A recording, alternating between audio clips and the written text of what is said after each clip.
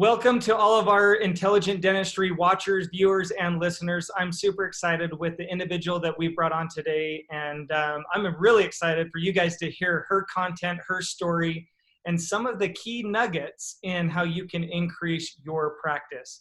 But before we start into that, Penny, welcome to Intelligent Dentistry's Facebook page. Good to have you. Thank you for having me. Thank you for having me. And as those that are watching, of course, throw down those emojis and those likes down in the comments below. We love to feel that love, and definitely we want our guests to feel that love. And as we go through this interview, if you have questions, type it down in the comments. We will definitely get back to those questions as soon as we possibly can. And make sure they're relevant to what is being talked about. And feel free to ask Penny anything regarding the content that she's going to be covering today. So Penny, let's learn a little bit more about you. You ready for this? I'm ready. I'm ready for this. So I know a little bit, but I want our viewers, our listeners, and our customers to know who Penny is. How did you get started in dentistry? How long have you been doing it? What were those inspirational moments where you said, I have found my calling? Wow. So how I got started in dentistry really started around the time I was in 7th grade. My 7th grade science teacher's husband was and is a dentist. And we started going there because I started running track, which I didn't really like running, but I didn't make any of the other sports. So I formed a relationship with her, started going to see her husband, loved him.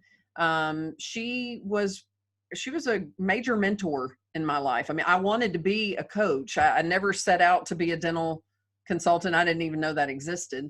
Wound up getting a business degree, went into management, got a job with a little company called Walmart, who saw that I had taken some computer programming classes, but they did not check my GPA in those classes, is what I have to say. But they put me in IT, in a distribution center, and this was, my goodness, a really long time ago, right? I don't even want to say how old, more than 27 years ago. But state of the art, I learned a ton. Walmart measured everything, right? I didn't know that I was really that's where most of my business education, quite frankly, was not in college. But moved back here, bumped into my dentist, and he said, let's go to lunch. And he offered me a job. No kidding. So you said something I want to point out though real quick, and that is, sure, you wanted to get into dentistry, or at least you realized that it piqued your interest when you were in 7th grade because your teacher, so that's, I didn't intentionally want to get into dentistry, but that's how the path started. I really wasn't interested in dentistry specifically until he offered me that job, and I really liked them. They were great people. I knew that they believed in me. I'd been a patient in their practice.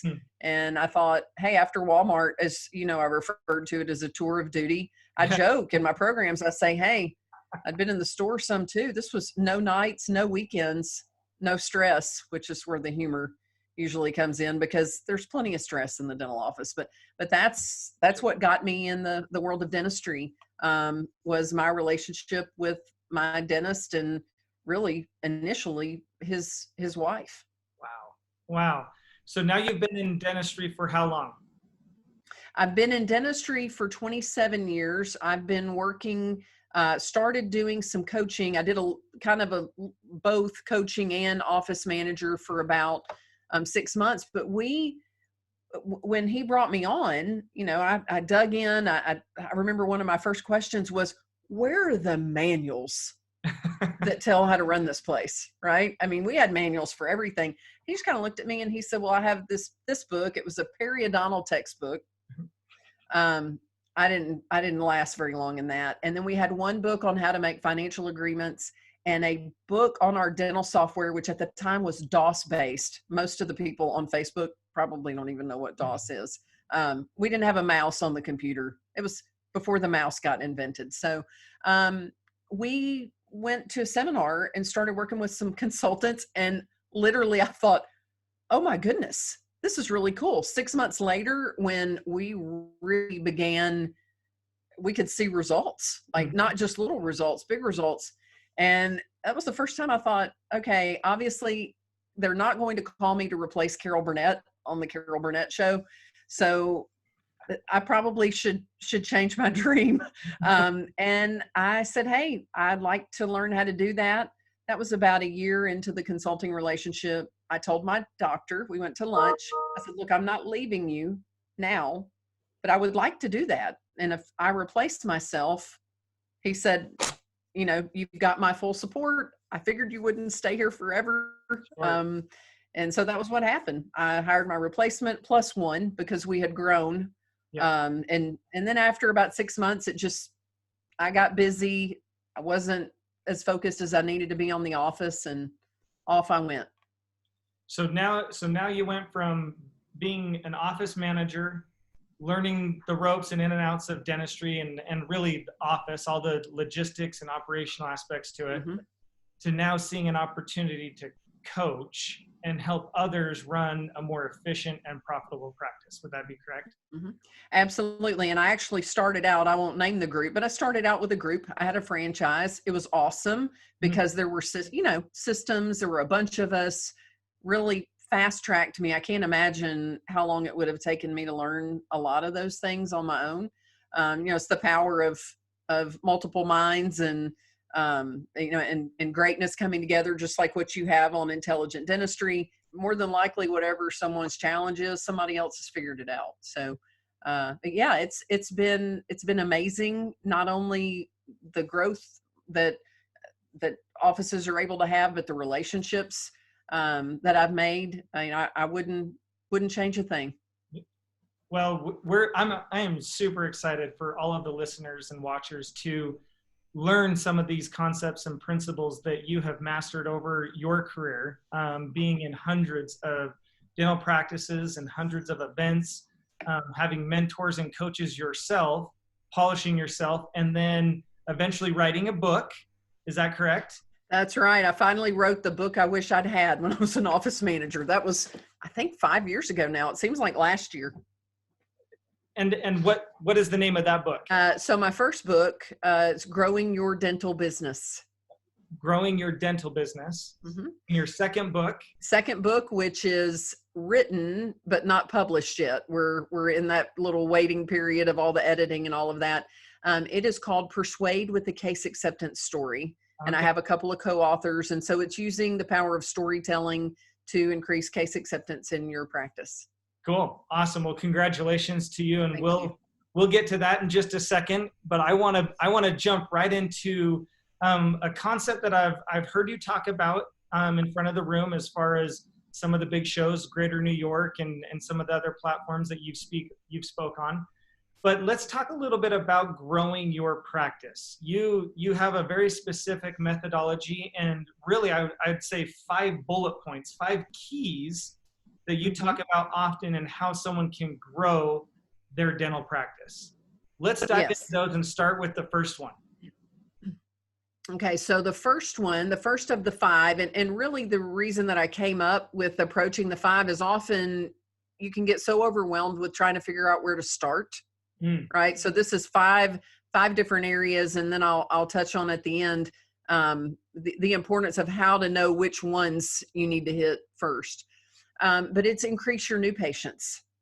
And that's usually the first thing when doctors say, or office managers say, well, we want to grow our practice, we need more new patients. Well, we do need a continuous flow of new patients, but that's not the only way. Yeah. So, and also with these 5 keys, just to kind of spoiler alert, if you follow this process, right? So for the first 4 things I'll outline, if you grow those by 10%, which seems doable, right? And I think most of the time we think I want to grow the practice, but we get, again, overwhelmed and we just don't do anything differently, right? So if we increase each of these first 4 areas, so increase new patients by 10%, and often that can be done through more of a marketing effort versus an advertising effort. Not that we don't need both. We can usually get 10% more new patients by being intentional about asking for referrals, putting some referral programs in place in the office, like sending little flower arrangements to the place of work, to the referring patient. There's a lot that we can do on a shoestring budget, or if you have a big budget, that's awesome. Yeah. So increase patients by at least 10%. And So then you want I'm me to gonna go to the second one, or would you like for me to let's pause dive in. for air and you Yeah, can ask a question? I'm gonna dive into this. Here we go. So I like something you said. Ask for referrals. I'm sure that is a no-brainer. That a lot of people are like, yeah, well, we should be doing that. Mm-hmm. I would imagine you find that most practices aren't. Very few have a system or process that's in place for the hygienist or the assistant or whoever it may be dealing with the patient or working with the patient to ask for the referral. Mm-hmm. Give us a very high level concept of what you would teach a practice in how you would ask someone for a referral. Okay. So the how, it's always easier to ask someone for something if you've given them something. And so you may not want to ask every patient for a referral. If you have a cranky patient that doesn't like you, let's ignore that small percentage. But for most of them, there's something about them that was great, right? They were on time. They had great oral hygiene. They're funny. So a sincere compliment. Jerem, it's always great to see you. You know, I've never seen anybody take flossing as seriously as you do, right? So maybe not that exact compliment, but a compliment. And wow, if I looked at my schedule every day and I had more patients like you, that would make my day. If you know anybody that's looking for a dentist or a dental home, we would love to take care of them. And then I would give them, even if it's business cards, there's something about handing them something. If it's a specific referral card, that's even better.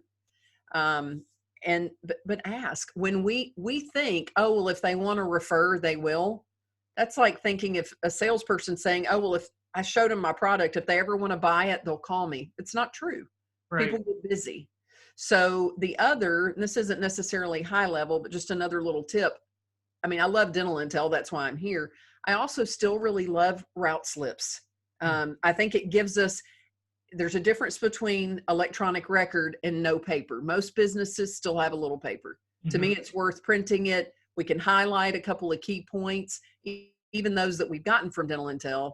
What else I like about it is it's a great way to look at the schedule in the morning and think, I'm going to at least ask these 3 people, right, in my column for a referral, and I paper clip the referral card to it.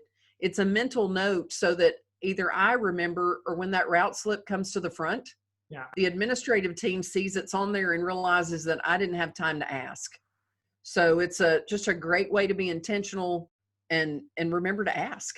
Very, very simple, not always easy to remember. Yeah. Very good. Thank you for that. Okay, so one is increase new patients, and specifically with some great advice and some methodology on asking for referrals. The second would be what? Increasing your active patient base. And one of the best things about dental intel is it makes it so simple for you to see whether or not your active patient base is growing. And that was like a big mystery. It was able to be found, but not simple, and not always in front of you. So increasing the number of patients, which in my book, I talk about a 24-month time frame. We're talking 18 months with dental intel. Our practice should always be growing, right? Unless you're a unicorn and you don't need to sell your practice. We should always be creating this challenge that we have more people that want to call us their dentist. So increasing that active patient base by 10%. So what would be your go-to immediate recommendation for any practice, regardless of where they're at as a practice or geographically, on increasing their active patient base? So number one would be looking at it every month to see where it is, right? Because often we think that we're doing it, but all we're looking at is the number of people that we're calling. We're not really looking to see what the attrition looks like. I would begin to hit, and if you do not have a technology like this where you can do two-way texting in the office, this is where we've got the team going in and doing follow-ups, right? Whether they're past due in hygiene or it's a treatment reactivation. If we have not seen someone in 18 months, that's a concern call, right? Or that's a relational Yep. text, hey, Jerem, it's Penny at Dr. Smith's office. We've missed you. How are you? Yeah. Right. Right. So immediately begin when we don't have a patient, it's like a basketball game. The ball goes up, it loops around. Now it's loose. We're all going in for the rebound, right? Yep. Doesn't take long to send a quick text message or even make a phone call, but most would prefer a text. Awesome. Okay, perfect. So we've got increased new patients by Mhm. 10%, increase active patient base by 10%. What is key number 3? So number 3, and it goes hand in hand with increasing active patients. This would be to increase what I call hygiene membership, just to be a little rebellious and different than recare. But because really, I want us to think about, like you think about a health club, these are people that have decided that they're members, they're invested members of our practice, whether we have a membership plan or not. And really looking at each and every day with our patients coming in, as far as an action step, who's coming in that doesn't have their next hygiene appointment or has never had a hygiene appointment. Yeah. And really putting that emphasis, and then also being sure that we're pre-appointing everyone other than the repeat offenders, like the people that can't make an appointment, they can't honor an appointment that they made an hour ago, right? I don't want you to pre-appoint those hygiene patients, but most of them, 80 to 85%, they need to leave with that next, even if they have operative, they need to walk out the door with that next appointment. So again, if the practice is growing, we should always be creating the challenge that we need more hygiene chair time. I love it. You're hitting on some key points, and I'm already thinking within our platform at Dental Intel how many accessible and easy tools there are to keep up on this. Absolutely. And it just makes it so easy to look even in the morning huddle and see this one has one, this one doesn't, and we can be more intentional with it. And often it's just a lack of focus that we don't mention it. Yeah. Right. I can remember, and I know that the audience doesn't want to listen to this forever, but I remember a specific story where we had a patient years ago, came in, toothache, got him in operative. Our doctor got him fixed up. It was probably a small filling. He came around to the front, and I looked at him, and I'm just going to say his name was Jerem. And I said, "Oh, Jerem, we need to get you scheduled for your next recare appointment, for your next cleaning." Yeah. And he leaned across that counter and he looked at me and he said, "Well, Doc didn't say anything about that." So, and it was not a diss on our, we worked him in, but when the clinical team speaks, patients listen way more than they do when they get up to the front. It's like they smell, it's like there's blood in the water. Hey, it's a shark. She's going to ask me for money or to make an appointment, right? So really just everybody being on the same page, an assistant or a hygienist even prompting the doctor to say, "Hey, while we've got Jerem here, we need to get his next cleaning appointment scheduled." "Oh yeah, Jerem, you've invested a lot in that work that we've got in there. We want to be sure that it lasts you for a really long time. So let's be sure and get that done." So you mentioned something. I'm gonna go down a little rabbit hole here, and that is Morning Huddle. I'm a big fan of course, Dental Intel's Morning Huddle, especially the upgraded version. So for all of you viewers and listeners, if you haven't gone in to see it's how the bomb. That It's new amazing. Morning Huddle works and functions, it is amazing. And we'll save that for a different interview. However, I'd love to have you take just a couple seconds and talk about the power and the importance for a practice to have a Morning Huddle. Wow. And maybe it goes back to all of the years of playing sports. I can't imagine going into a ball game. Even though every practice during the week, or sometimes you have multiple games depending on the sport, you're focusing on what you're doing and what the other team does, but it's about the power of extreme focus, right? We've all been, asleep. We get to work, right? What in the world's going on? And to have 10 minutes, which if it's done well, and it certainly can be with Dental Intel, well, we're looking at, it's not about going through I've been in huddles where we're going through every chart, right? We're looking to see, are we taking bite wings? We now have the power of technology to be able to quickly look and see that part of it. This is about what are the opportunities, right? Instead of coming in every day on autopilot, seeing what's on the schedule and like a robot doing it. What are the important but not urgent? Mm-hmm. How many patients have unscheduled treatment? What's preventing them from doing that, right? So it makes it so simple. I would have my admin teams in client offices that I work with spend hours the day before prepping for that huddle, right? To fill out a sheet that it's there. And the new one, what I love about it, and I apologized to one of my clients today. I said, look, I turned something else on after I looked at your dashboard. I turned something else on in your morning huddle, which was previously diagnosed treatment that got scheduled. Yeah. I said, you need to be because this doctor's just not that people that aren't direct are not nice, right? But he's not as direct as he needs to be with what patients need, right? So their case acceptance is not where it needs to be. So now we're looking at what was accepted that was newly diagnosed, and we're also looking at what was accepted. Oh, I got so excited. That is so I was like, it's on there now. You'll have to turn it off if you don't want to look at it. Okay, we'll come back at another time and really dive deep into the morning huddle. I would love to have you just go gangbusters with our viewers and how you utilize it, how you implement it, the importance of it, the impact it can have. But let's finish up this. We've got 2 more keys. I'm with you. I've climbed out of the rabbit hole. I'm back. Let's go number 4. Take us into number 4. What do we got? So number 4 is increase efficiency, which originally I was scheduled, 10% more effective scheduling.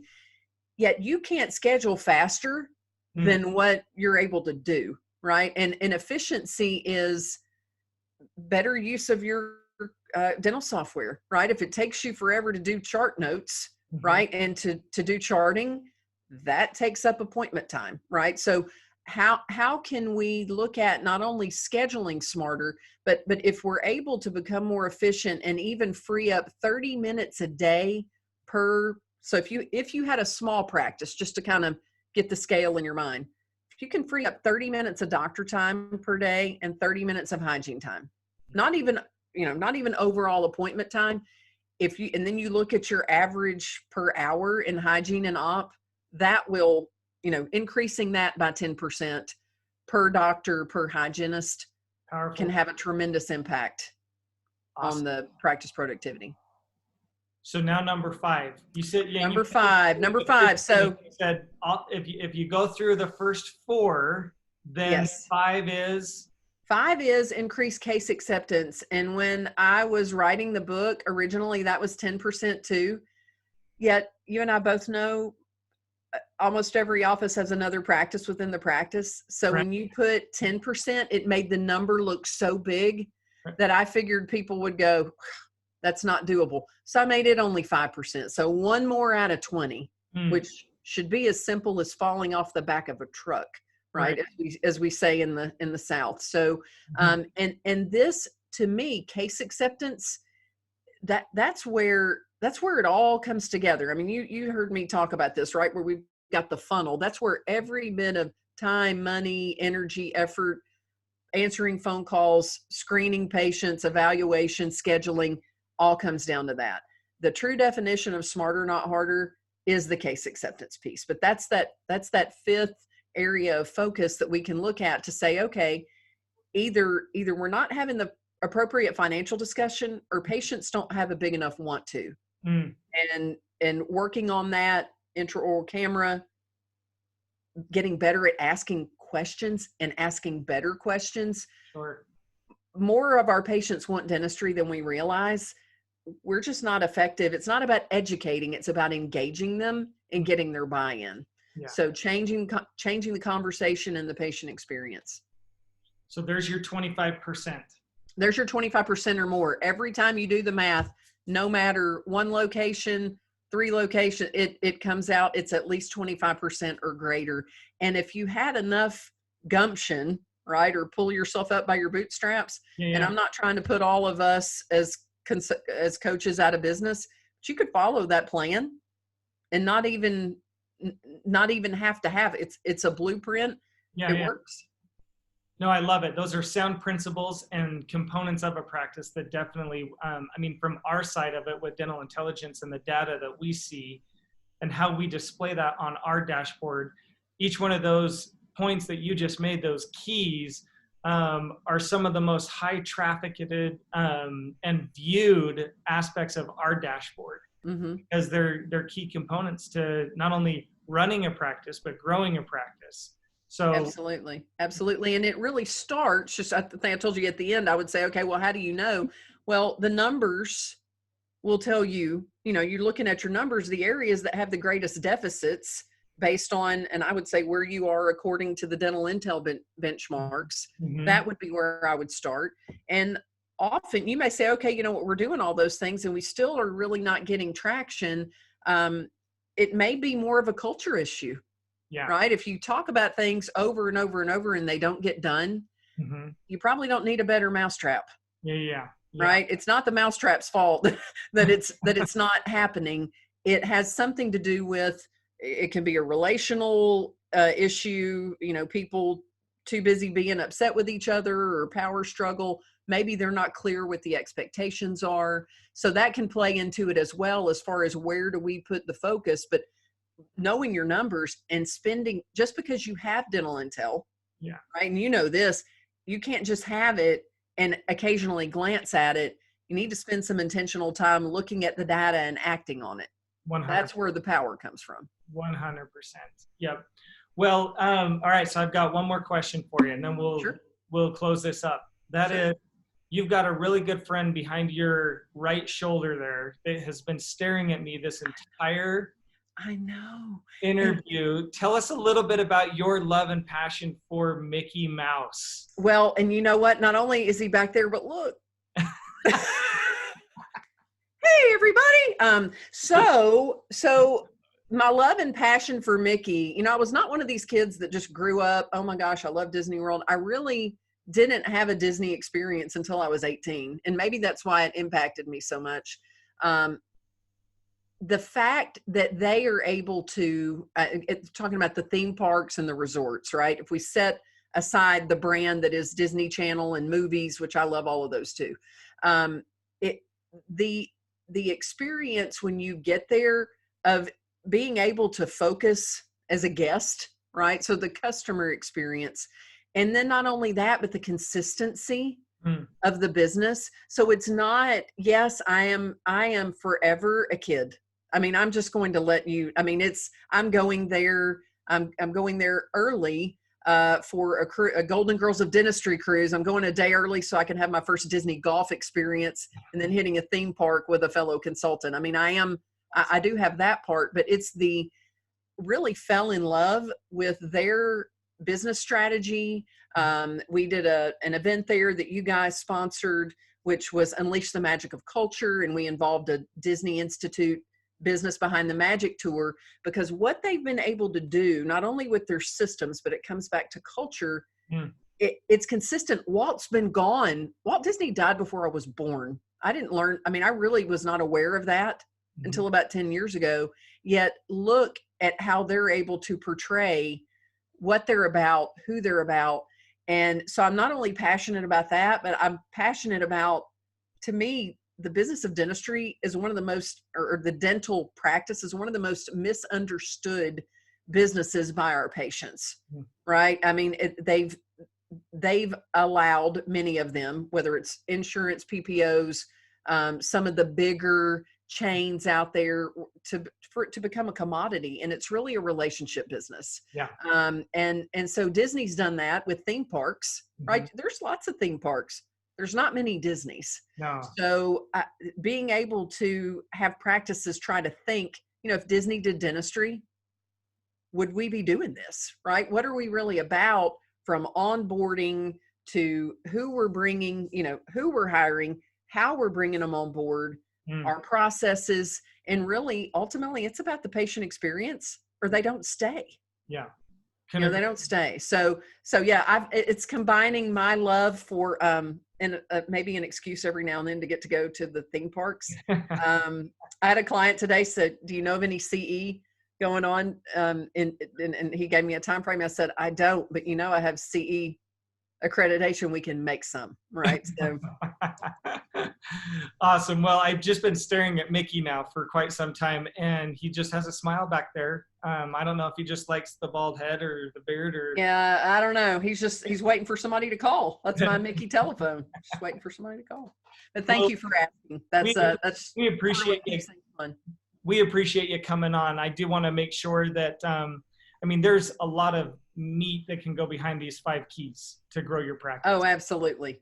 And I know that a lot of viewers would love to know all of the details and possibly even read about it. Where could we point the viewers to go to purchase your book and learn more about these 5 keys to grow your dental practice? Well, I'm so glad you asked, because we literally 2 days ago finished up a landing page where, and I'm going to offer this to the Intelligent Dentistry group, where they can get a copy of Growing Your Dental Business. It's the book is free if you pay shipping and handling. So it's $6.95 shipping and handling, bestdentalbook.com, or it's on Amazon, right? Everything's on Amazon, right? So either way, Amazon.com or bestdentalbook.com.